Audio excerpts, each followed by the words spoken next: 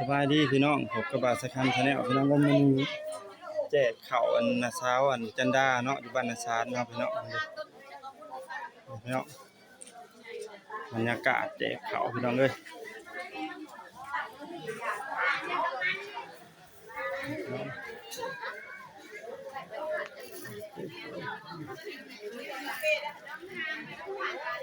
แจกข้าวพี่น้องเอ้ยฝากกดไลค์กดแชร์เด้อพี่น้องเด้อ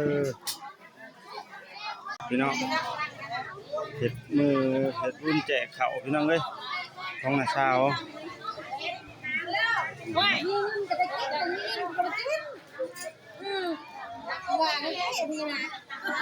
แจกข้าวของนาซาวจันดา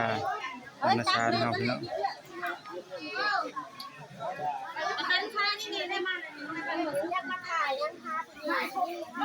เทอารม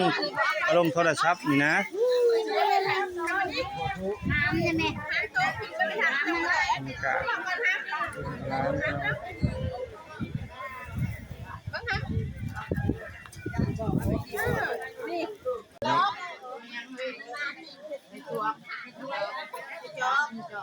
บรรยากาศพี่น้องเลย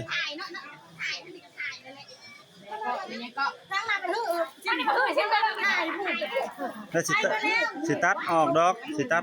ลิปได้บ่งามสิตัดออกดอกได้โอ้ยถ่ายรูปออกช่อง YouTube เนาะอันนี้อันเจ๊ใหญ่เด้อนี่นะใครอยากกินเบียร์ก็มาขอเงินเพิ่นได้เอื้อยแต่เนาะเอื้อยแต่เฮาเป็นเสี่ยวเอื้อยสินวลมื้อนี้บ่าวใช้คำชาแนลก็มากินทานนั่นน่ะสาวจันดาเนาะ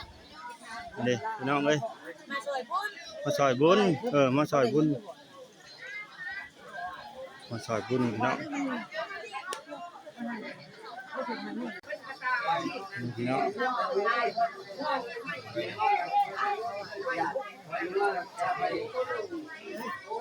จริงเลยนั่งเป็นแถวอยู่เอ้าไปใช้เลยนี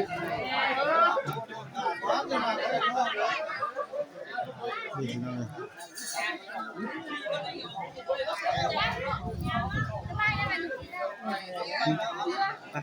วัดเอาเงิน